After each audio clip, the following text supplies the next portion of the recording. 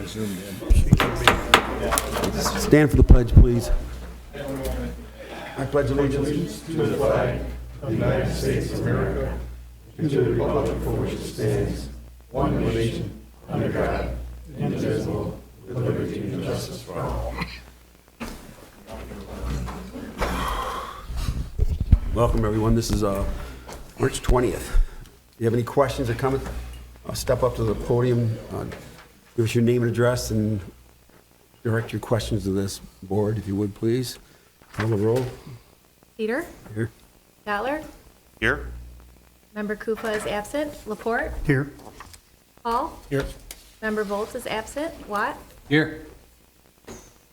May I have a motion to excuse Member Kufa and Volz, please? So moved. Supported. Questions? All in favor, say aye. Aye. Opposed? Number 4 is consent agenda, city council minutes of March 6th, 2023, regular meeting. Recommendation approved. B is the planning commission annual report, 2022. Recommendation received. And the housing commission minutes of January 16th, 2023. Recommendation received. Motion to approve A through C, Your Honor. Supported. Any questions? All in favor, say aye. Aye. Opposed? Go to number 5, ordinances, resolutions. A, Resolution 2310, Jordan Creek Maintenance. Mr. Bishop. Good evening, council. This is from the St. Clair County Drain Commission. They have asked us, and it's by law, that they need to seek a resolution from the city of St. Clair whenever a maintenance expense exceeds $5,000. They have identified Jordan Creek. There is structure maintenance that needs to occur. They anticipate the bill to be $6,950. So because it exceeds $5,000, a resolution is required by this board to allow the Drain Commission to proceed with the work. So this is just a formality? Anytime it's over $5,000, they need to seek permission, yes. What is structure maintenance? What does that mean? Structure maintenance are the things like a utility pipe that would cross, say, the creek. They need to make sure that the maintenance that's done at the creek at that time, that structure is supported. So that's what structure maintenance is. So as they're cleaning and maintaining Jordan Creek, they're going to come across a structure utility pipe. They need to make sure that that's supported. Does that have anything to do with Magna? No, zero. Nothing at all? No.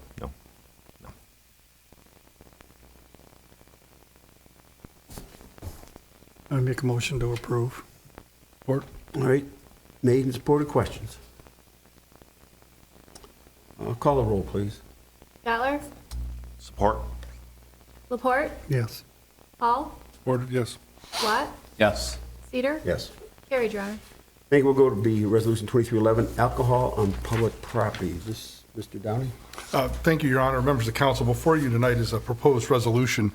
It's one that has been before council several times in the past several years, and it would permit a suspension of the city's ordinance ban on public alcohol, and it would designate certain areas, which again I think have been consistent over the past several years, with the onset coming up next month and extending until the end of October, which I believe is the same time frame that the city suspended the ordinance for last year. So this is really just a reprisal of the resolution that was adopted this time last year.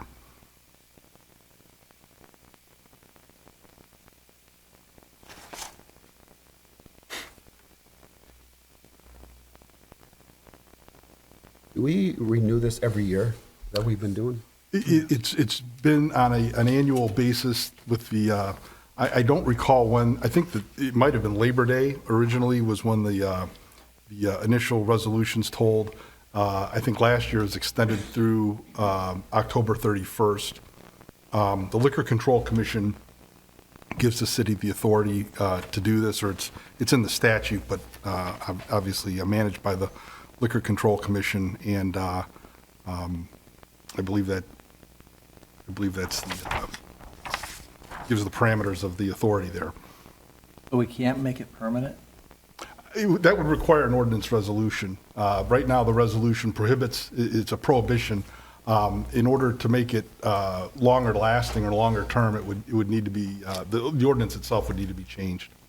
I believe when we originally put this in place, it was to monitor how things were progressing at the state level for changing and licensing social districts, COVID and everything else that we were coming out of. So we wanted to get a feel for them. I'm sure Chief Raker can give us some feedback on how last year went, whether it was the right thing to do before we, put something in place and then had to rescind it. So this will be the third time that we've seen this. Well, so we can approve this tonight for another year, and then we can maybe have administration look into making this thing more permanent, I guess? Not Yes. Permanent, yeah. All right, so I guess tonight, if the motion is so made, we'll approve it for another season, and then we can go forward looking forward to maybe creating something more permanent. Your Honor, I guess I would just add, if that were the case, perhaps as part of the motion, or maybe as a separate motion, there would be some instruction by council to request administration to pursue that. Do we have an update on the social district application and what we're pursuing or where we're at with that? Because that'll influence this as well long-term on how that's laid out. We have the complete record from the city of Port Huron on how they structured their social district. So I would have to go back and potentially just look at taking the steps to set that up. We have the rules from the state, the signage requirements, the marketing requirements, the publishing, making the announcements of where it's at, delineating the territory. There's some publications that need to happen because as you outline it, but we have everything there. A step hasn't been taken though to actually apply for a social district yet. Okay. Steve, what do you got? Yeah, we haven't had any alcohol issues in those public areas. The only issue that really arises is when we have a big function in those liquor control establishments in the plaza, and everybody thinks they can drink everywhere, but they're crossing in and out of different liquor control zones, which can be an issue for the business managers. But that's an education thing that is just got to use signs and to convince them about. In which that social district would alleviate that liability against the owners, because then that beverage can leave the designed area where they can't at this point in time. So with the social district, they can leave the designated area, but as it is now, they have to stay in the designated area unless. Yes, unless it's bought as a to-go item, and then it can, providing it hasn't been open within the boundary, it can leave that boundary, and then it can be opened, and then it's free to move throughout the area that we're going to define as acceptable. If we implement the social district with encompasses those businesses and those licenses, you're now within that area, so you're free to move out of those boundaries within that social district that's been defined, but you can't re-enter. But it resolves the large majority of the issue and the liability against the operators and the people. And some of the establishments have the staff to monitor that, and others are just letting it go free willy, and they buy their beer and they walk into, from, say, the bistro to Drifters or whatever. They're crossing the zones, which if they get caught, it's on the establishment owner for that, so. Right. All right. Other than that, it's been working out great, and that hasn't been a major issue, but it could be, so. Sure. All right. So with that in mind, do we want to get it in motion for this year again, and then going forward, get some research done, and get administration moving on how we can get this thing tightened up? Yeah, I'll make a motion to approve Resolution 2311. Support that. All right, the motion is made, supported. Any questions?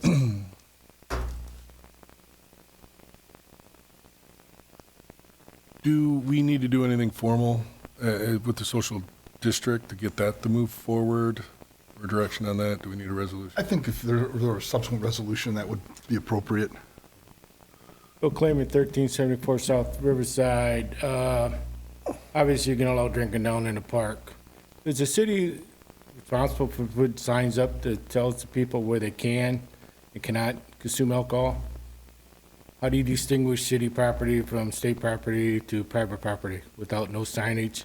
And the only sign that's in the park now says you can't drink under ordinance such and such. I don't know the ordinance offhand. So my question is the city responsible for putting up signs so people know where they can and cannot? obviously have open alcohol. It would make sense to remove the signs that are no longer applicable. But I mean, do they have to put, drinking from this point forward or whatever? I mean, how do you determine, if you're not from St. Clair, you don't know what city property is? Sure. You probably wouldn't also know that it's okay to have the alcohol anyway if you weren't from the area or had some direction. I know the privately held businesses do have signage. We're not talking about Yep. privately owned, we're talking about city-owned property, which consists of the parks, the harbor, the golf course, correct? Anything that the city owns, Clutcha Park, or this park over here, Clutcha Park? I mean, are we gonna put signage up so that people know, stop here, don't go no farther, that's my question. And I know under the social district, you have to put up signs that tells you're entering a social district, leaving a social district. So my question is, how does this gentleman enforce it when he don't know? I'm sure he knows what city property is versus private property, but anybody that's coming to town don't know. I guess that's my only question. Yeah. All right, thank you. We'll get Mr. Bishop on that. Thank you. Can I expect an answer back? I hope so. You hope so? Yep. Wait a minute. What do you mean you hope so? I hope you get an answer. Mr. Kleeman, I can look into it too, but I do want to clarify that you'd mentioned Clutcha Park. If it's city-owned, But that's not part, the resolution is presented, it defines some really discrete areas in the downtown. Right. So it doesn't extend, for example, to Greg Park. so then or- you'd have to put signage up so you would know, right? Well, no, the ban is in place. That's where we start. It's prohibited. Okay. But there's some very narrowly defined exceptions that would be permitted. So if this- how would a visitor know what is and what isn't? I'm not sure. I don't know that we've done it in the past several years. We'll have to meet on We got that. a list. What do you consider? The parks, the harbor? I mean, what It's is? Palmer Park, including all city-owned parking lots and boardwalks from the M29 bridge to the northern border of the park, and Rotary Park. 3rd Street between Clinton and Vine, Clinton between 6th and M29, and M29 between Clinton and Vine. So that's basically the social district. Well, social district's a term of art. I'm just curious if the city's responsible to put signage up to let people know where they can and cannot consume alcohol on city property. That's my question. I mean, Ms. Mayor, you said, I don't know, or maybe, Well, it's published. I guess we can find out if Jim could look into what our responsibility is, whether it's needs to be fenced in or every 50 feet. Well, I'm not saying or fenced in, published. but I'm just, you say you can drink on city property. But now the attorney says excluding Clutcha Park. Correct. And It's so why there the should be signage up that says where you can and cannot drink. Right, well, that's why Jim can look into. Again, I just want to repeat this, that the prohibition is citywide. That's what the Exactly ordinance right. says. So I guess so my that's where we're question is- starting from. I guess my It's question not is, permitted. we gotta put signage up where it is, where you can do it. We'll look into that. All right, well, like I said, I think that the people should know where you can't. I mean, like you said, it's prohibition is citywide, but if you can do it downtown, there should be signage saying, I can do it from this point. That's just my question. How do you know where you can and where you can't do it? Hey, thanks, Bill. Any other questions? All right, call the roll, please. Laporte, Yes. Paul, Yes. Platt, Yes. Cutler, Yes. Cedar, Yes. resolution adopted. All right, thank you.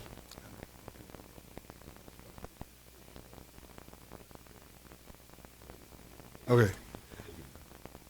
All right, Fourth Administration, Mr. Bishop, what do you got? Thank you. I have an update tonight. Wanted to let everybody know that the congressional appropriations requests were submitted to Congresswoman McClain and to Senator Peters' office. Senator Stabenow has not yet released a deadline for her application. What I have requested for the city is $3.35 million from each congressional request, and these are for water infrastructure projects.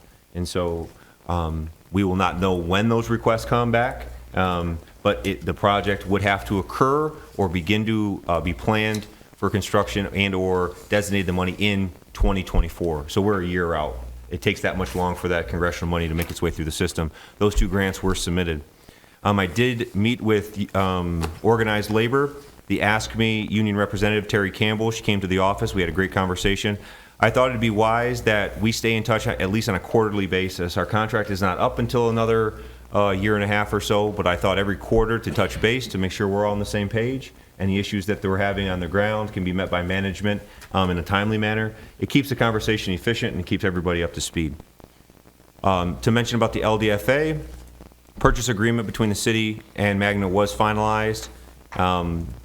That process of the actual wire transfer for the sale of the property is in the hands of the LDFA, as those funds will be redirected for the sale of that property from the LDFA to the city of St. Clair. I anticipate that happen before the end of the month.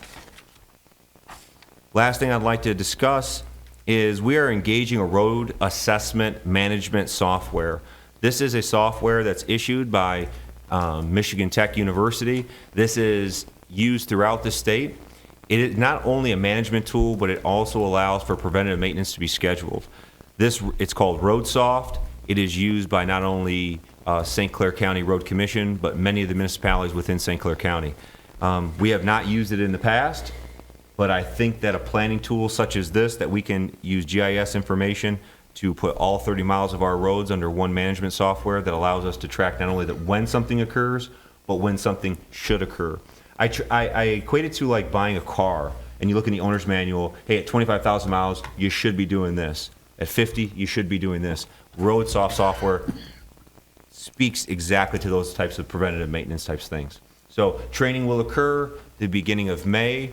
Then again, in mid-May, there's a 2-day workshop on how to utilize all the information that you have within RoadSoft, and then I plan on implementing it citywide so we can start using this year after year when the Pazer's released, when TAMP's released, and when we begin our road construction. So this road construction season, we're doing it how it has been done, but at this time next year, RoadSoft will be in full effect, and we'll have a much different outlook on what roads will be done when. Thank you. That's all I have. Any questions from Mr. Bishop? Mr. Attorney, you have anything? Nothing this evening, Your Honor. Any city departments? Yes, Your Honor, 2 quick things. Last year, administration put together a joint meeting between ZBA, Planning, and City Council, and we're looking to do that again in April, so you'll be getting a notice of that meeting and what the agenda will include. And St. Clair is hosting the quarterly meeting for the St. Clair County Clerks Association on Thursday, so we're looking forward to that. Thank you. D, authorities, boards, commissions, committee chairs, council reps. Number 7, no unfinished business. Let's go to new business. A, approved licensing agreement. Is Mr. Boyer?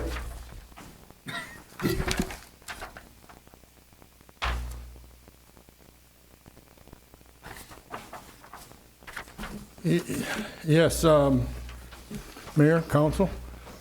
You should have in your packet an aerial shot of the properties that we're talking about. And also, you should have a site plan from BMJ. Just to give you a quick history of it, this drainage swale was deeded to the city in 1994. The homeowner of the one outlined in yellow on your aerial put in a 6-inch PVC pipe with a catch basin along that, in that swale, okay? Now, what we've got in the purple outline, that is the condos on North Riverside. There are 2 catch basins that have been going into the sanitary sewer for years. Probably that was built prior to sewer separation and never got separated. It's not possible to take it to the Riverside because of the grade of the storm sewer. So what we're planning on doing is tying into that 6-inch line along that drainage swale. And that's what the licensing agreement is about.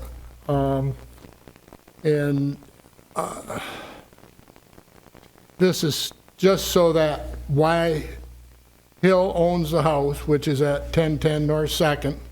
The city would maintain that sewer line for that owner only. If he sells, then it's a different deal, but just for the simple fact, the city doesn't really take care of any rear yard drainage, but this is an issue that we really want to get resolved, only for the simple fact that that's been putting a lot of water into the sanitary sewer over the years. And don't really have any extra capacity. So if you have any questions, I'd be happy to answer them. Is there a more of a long-term? I mean, wouldn't this? Well, it would be up to the owners of the condos in that house if something happened to clean it at a later date. You're just saying that the distance to properly run this into the other drain is not feasible? Well, they'd have to do some sort of a pump. Put a sump in, pump it up, run it up to Riverside. I think when we looked at that was only about, not 4 foot deep, was it about? Right. About 4 foot deep. The storm on North Riverside. So because of elevation, it's better to go the other way. And this was, Jeff Chambers is the one who has really discovered this. I don't really know. I know the city plugged it once and must have flooded. They went out there and unplugged it. And so this has been going on for a long time. Sounds like something we need to do. I just didn't know if there was a permanent solution instead of every time something sells that we have to revisit it. No, I mean, well, chances of having to clean it are very nil. The other thing we were going to do, because it's only it's a 6-inch line, we were going to restrict it coming into it from from the condos. So if it can't handle it, it would back up in their parking lot temporarily. Mr. Downey, you put your eyes on this, and you want to weigh in anything? I think that the agreement is drafted per the city's request, and I don't think there's any issues with its approval. All right. Anything else, Dee? No, that's about it. All right. I really didn't know that we would, it's city property, other than the guy we're going to tap his pipe that he put in, but it's in the city property, so. And that's why we need the licensing. Right. Yeah. All right. Then a motion to approve the licensing agreement, number 2311, would be in order at this time. I'll make the motion to approve. Support. Any questions? Call the roll, please. Laporte, Yes. Hall, Yes. Yes. Lot, Stotler, Yes. Cedar, Yes. motion carries. All right, thank you. Thanks, Dee.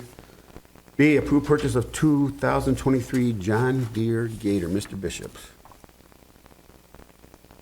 I brought the subject matter expert. Thank you, Bob.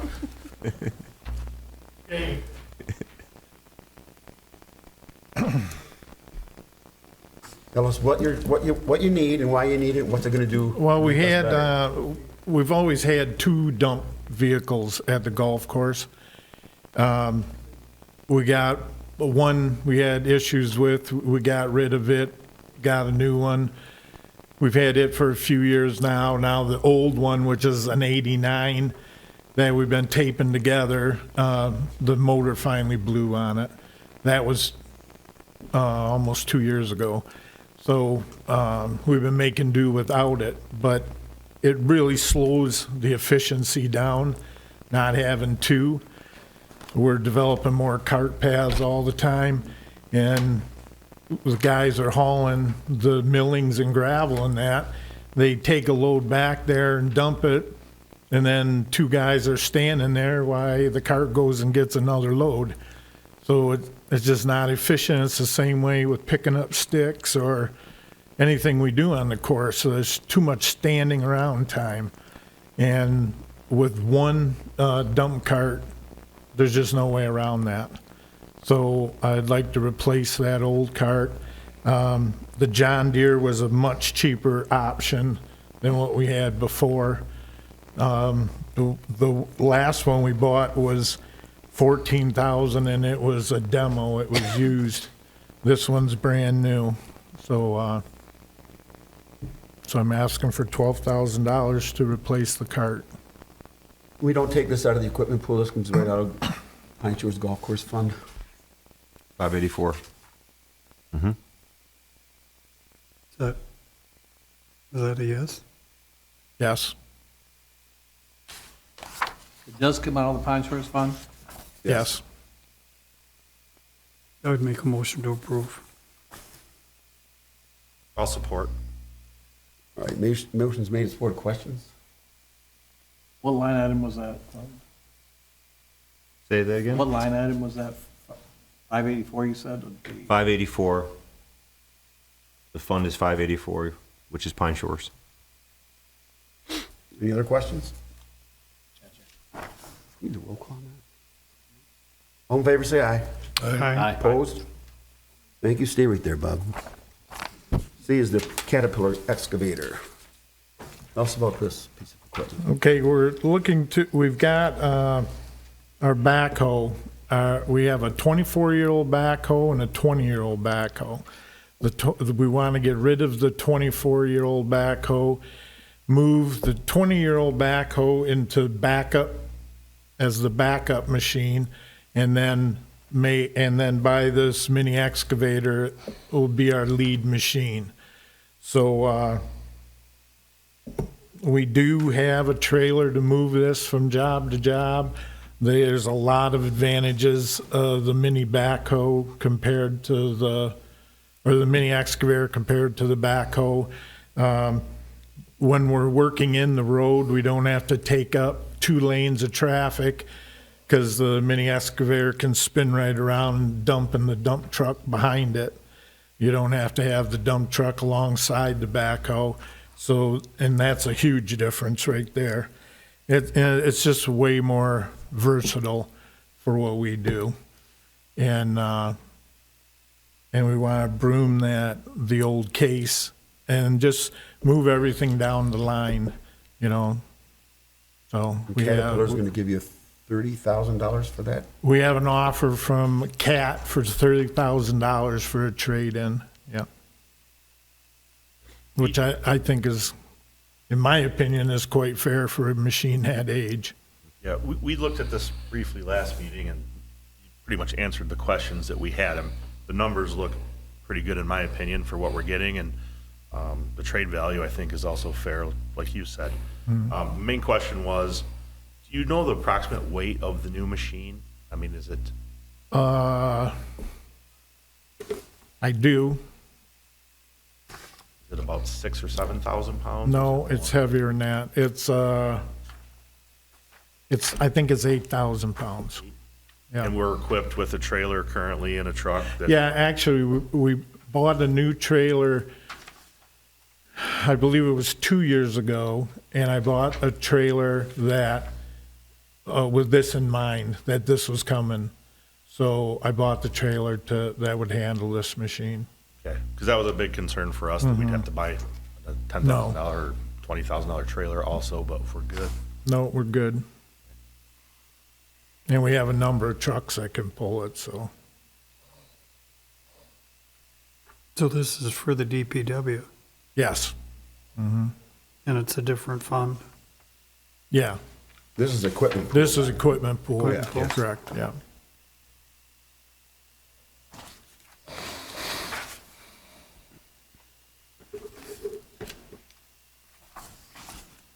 I'll make a motion to approve. I'll support it. Okay, any questions? Yes, sir. Find any attachments for it, Bob, at this time?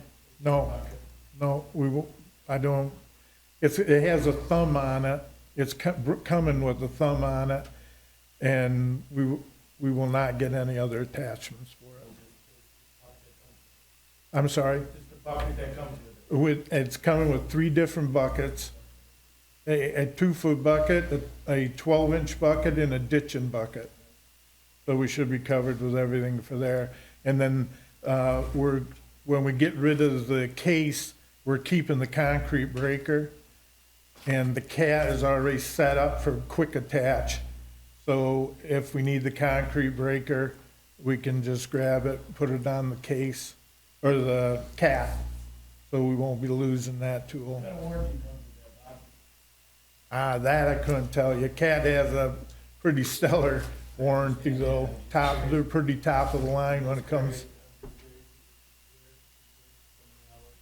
I would think it's at least 2 years. It's 24-month, 2,000-hour Premier factory warranty included. So 2-year. Any other questions? So, just one, from a capacity workload, we're getting rid of 2 backhoes that obviously have the bucket, and then they have the front bucket for moving things around, loading, the loading side of it. Are we going to run into any issues by losing that other bucket? No, because we still have the loader, the big loader, and we have the CAT with we'll still have the front loader. So we'll be all set. Okay. And the CAT is the new one that we just bought, was that last year? No, the CAT is, the only thing we have that too. We have the little Bobcat, but that's an awful small bucket. Okay. But we have the 420 CAT backhoe that has a loader bucket, and we're keeping that. And we also have the big CAT front end loader. We'll be keeping that. So there should be no issue with that. Any other questions? All right, all in favor, say aye. Aye. Opposed? Thank you, Bob. Thank you. B, approve sign variance, St. Clair High School Class of 223 banners.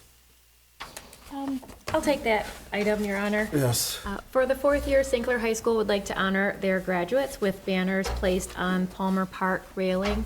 Because it is in a public park, it requires approval by City Council. So the motion is to approve placement for the weeks between May 21st and June 11th. So moved. Support. Any questions? All in favor, say aye. Aye. Opposed? E, special event permit, St. Clair Rotary Club Turtle Race. I've received requests and all the paperwork for the Rotary's annual turtle race, and I recommend you accept it. That's on the weekend of, same weekend as Art Fair and Jazz Festival, 8/20. I think it'll be all right because the Jazz Festival is only Saturday, Correct. and M29 will be closed. Should be all right. So moved. Supported. Any questions? All in favor, say aye. Aye. Opposed? Thank you, Chief. F, discuss rescheduling April 3rd, 2023 City Council meeting.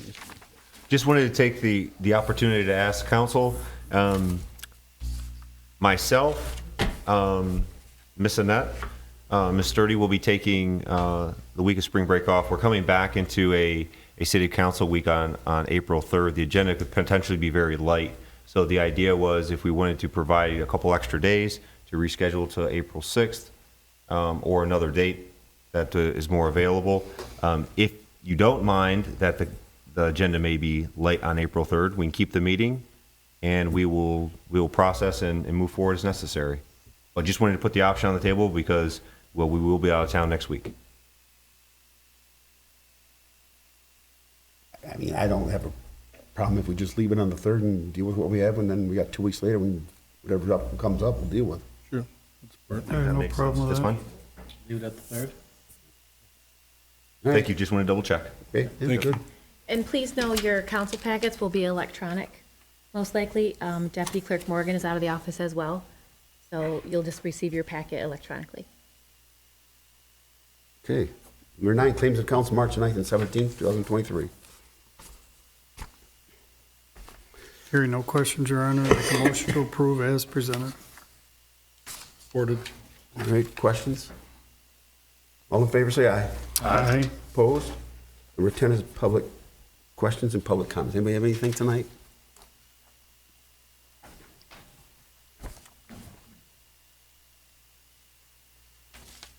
Bill Clement, 1374 South Riverside. I was just curious, crack sealing, you got a schedule of what roads and sidewalk replacement? How much sidewalk are we gonna replace this summer? Great question. So Mr. Beeth and I have actually been talking about not only crack sealing maintenance, but also looking at other options too.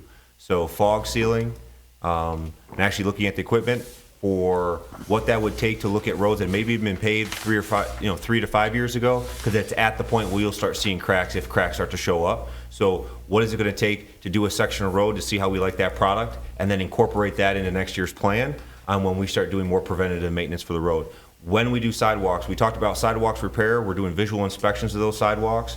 We are very aware right now of OSHA regulation on basically the rise in sidewalk before it needs to be leveled off and or replaced. That is occurring now. So when actually the sidewalks are going to get done, to be determined. A bid has not been gone out. We haven't found any construction workers to do that. But when we do, the work will begin. So we're gonna bid out our sidewalk replacement this summer? We're gonna out, I don't know, We can do it depending on the in-house. word, but I would say yes. all right, and one other question, we got some roads that were done last year that have some repair work coming up that's under warranty. Any word on when's that gonna get taken care of? What road specifically? Second Street, Golf Street? You know, well, you guys know what they were, the engineer looked at them, Bob looked at them. Second Street Benedict, got some cracks in them. Golf Street's got a big crack in them. St. Clair Highway, yeah, if you. Hold on, wait, hold on. Fredmore Highway, Finish your questions and I'll bring them up so people Fredmore think. Fredmore Highway, all the striping fell off it. The new part of Fredmore Highway that we did to concrete, all the striping fell off it. So my question is, I was told on council that a lot of it is gonna be warranty work. And my question is, what's the status of these people coming in and fixing the roads? Thank you.